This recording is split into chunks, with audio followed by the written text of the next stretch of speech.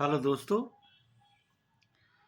आज मैं आपको भारतीय संगीत यानी कि इंडियन क्लासिकल म्यूजिक से संबंधित कुछ मूलभूत जो जानकारी है जो बिल्कुल आरंभ में दी जाती है उसके संदर्भ में मैं कुछ आपको बताना चाहूँगा। और यदि आप म्यूजिक में रुचि रखते हैं तो ये वीडियो आपके लिए है। और मैं ये चाहूँगा कि आप इसे अंत तक बिल्कुल देखते रहें और बीच में बिल्कुल स्किप ना करें। संगीत का अभ्यास करने से पूर्व उसके विषय में जान लेना उतना ही आवश्यक है जितना किसी गंतव्य पर जाने से पूर्व मार्ग का परिचय प्राप्त कर लेना। आपकी सुविधा के लिए यहाँ संगीत के विषय में कुछ महत्वपूर्ण जानकारियां दी जा रही हैं। वैसे तो किसी भी साज के वादन अथवा गायन के लिए प्रारंभिक जानकारी तैयारी अलग से करनी पड़ती है। और आप जब स्वर लिपियों का अभ्यास करने जा रहे हैं तो सामान्यतः इसकी जानकारी आपको होगी ही। परंतु ये जानकारी देने का उद्देश्य यह है कि एक तो आप संगीत के महत्वपूर्ण सिद्धांतों को दोहरा लें तथा स्वर लिपियों के वादन में आपको सरलता भी हो। तो सबसे पहले मैं नाद के बारे में बात करना चाहूंगा कि संगीताचार्यों ने संगीत की प्राकृतिक अवस्था को नाद की संख्या दी है। उनका मानना था कि जगत में हर अणु में नाद व्याप्त है। उनके अनुसार नादों के दो प्रकार हैं। पहला तो आहत नाद है और दूसरा अनाहत नाद है। तो आइए जानते हैं आहत नाद क्या होता है। आहत नाद दो वस्तुओं दो वस्तुएं जब एक दूसरे से टकराने पर जो ध्वनि उत्पन्न करती हैं उसे आहत नाद कहते हैं। यह ध्वनि मधुर कर्णप्रिय और कर्कश भी हो सकती है। और अनाहत नाद बाहरी वस्तुओं के एक दूसरे से टकराने पर उत्पन्न नहीं होती। इसे केवल अंतर मन में महसूस किया जा सकता है। इस नाद से संगीत की उत्पत्ति नहीं होती है। अब बात करते हैं श्रुतियों की।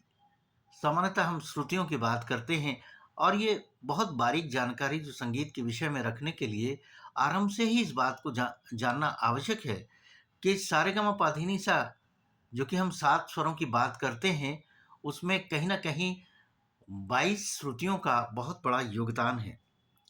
संगीताचार्यों के अनुसार जिस नाद व संगीत को सुना जा सकता है उसे श्रुति कहते हैं। श्रुति को संगीत शास्त्रियों ने 22 भागों में विभाजित किया है। अर्थात संगीत व नाद की जो ध्वनियां कानों को सुनाई देती हैं 22 प्रकार की होती हैं। इन्हीं 22 श्रुतियों के आधार पर विभिन्न स्वरों की कल्पना की गई है। अब बात आती है कि स्वर क्या होते हैं। जिस प्रकार भाषा का मूल आधार वर्ण या अक्षर है उसी प्रकार भारतीय संगीत का मूल आधार स्वर है। भारतीय संगीत में सामान्यतः 7 स्वर माने जाते हैं जिनको आप सारेगामापाधानीसा कहते हैं। तो जो छोटा जो सारेगामापाधानीसा को वास्तव में सा को सड़ज, रे को ऋषभ, गा को गांधार, मा को मध्यम, पा को पंचम, धा को धैवत और नी को निषाद कहते हैं।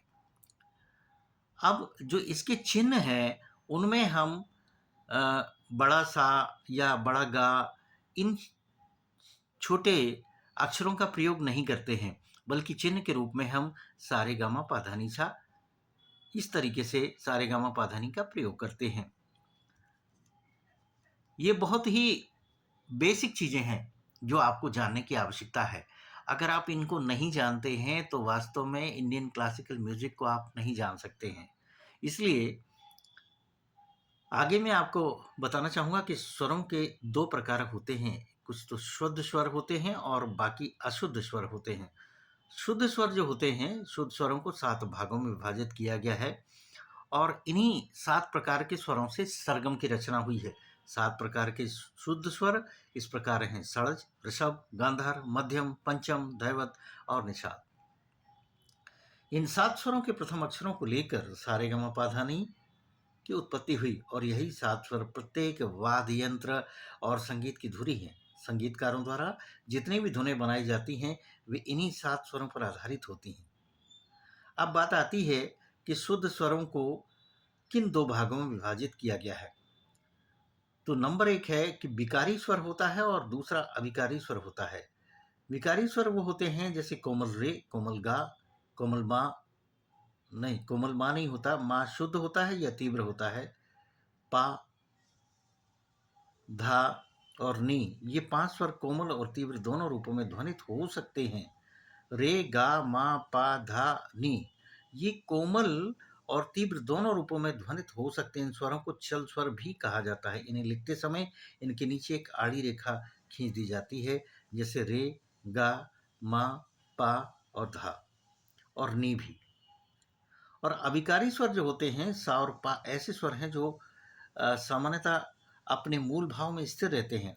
अतः इन्हें ना तो कोमल स्वर कहा जा सकता है और ना ही तीव्र स्वर कहा जा सकता है। यही कारण है कि सा और पा को अचल स्वर कहते हैं, परंतु माँ स्वर विकृत होने पर भी ऊपर चढ़ता है। अतः इसे तीव्र माँ भी कहा जाता है। आप देखेंगे कि रे कोमल हो सकता है लेकिन तीव्र नहीं होता। इसी तरीके से नी कोमल हो सकता है लेकिन तीव्र नहीं होता, या तो शुद्ध होता है या कोमल होता है। इसी तरीके से धा या तो कोमल होगा या शुद्ध होगा। तो इस प्रकार ये 7 स्वर 12 स्वरों में विभाजित हो जाते हैं। जैसे कि अचल और विकृत स्वर, इस तरीके से हम इनको डिफाइन कर सकते हैं कि जैसे सा शुद्ध होगा और अचल है, रे कोमल होगा, विकृत होगा, रे शुद्ध भी हो सकता है, गा कोमल होगा, गा शुद्ध होगा, माँ शुद्ध होगा, माँ तीव्र होगा, पा शुद्ध होगा, धा कोमल होगा, धा शुद्ध भी होगा, नी कोमल होगा और नी शुद्ध भी होगा। इस प्रकार जो कोमल स्वर हैं, उन्हें सामान्यतः विकृत स्वर की श्रेणी में माना जाता है। लेकिन वास्तव में इनसे बहुत ही मधुर ध्वनियाँ निकलती हैं। जब आप इसका रियाज़ करेंगे, जब प्रैक्टिस करेंगे तो देखेंगे कि इन स्वरों में बहुत बड़ी जान होती है।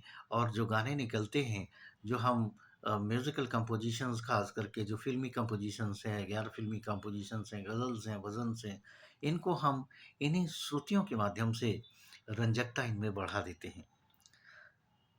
अब आप सप्तक की बात करेंगे। 7 शुद्ध स्वरों को सामूहिक रूप से सप्तक कहा जाता है। जैसे सारेगमपधानी, ये 7 शुद्ध स्वर हैं, अतः इन्हीं को सप्तक की संज्ञा दी गई है। अब सप्तक जो होते हैं वो 3 प्रकार के होते हैं। पहला मंद्र सप्तक, दूसरा मध्य सप्तक और तीसरा तार सप्तक। मंद्र सप्तक, इस सप्तक में जो सारेगमपधानी हैं, उनके नीचे बिंदी होती है कि ध्वनि मध्य और तार सप्तक की अपेक्षा हल्की होती है। और ये सामान्यतः पहला जो सप्तक होता है, जो निचला सप्तक होता है, उसे मंद्र सप्तक कहते हैं। और मध्य सप्तक, इस सप्तक में सारेगमपधानी की ध्वनि सहज और सुगम होती है। और तार सप्तक में सा के ऊपर बिंदी रखी जाती है, जबकि मंद्र सप्तक में नीचे बिंदी रखी जाती है। और इस प्रकार एक संकेतक का कार्य ये करते हैं। जैसे सारेगमपधानी सा, नी, और इनके ऊपर जब हम मध्य सप्तक से आगे बढ़ते हैं तो इन स्वरों को पाते हैं। और ये स्वर मंद्र व मध्य सप्तक की अपेक्षा अधिक ऊंचे भी होते हैं। उछल कूद वाले गीत और धुनें प्रायः इसी सप्तक से तैयार की जाती हैं।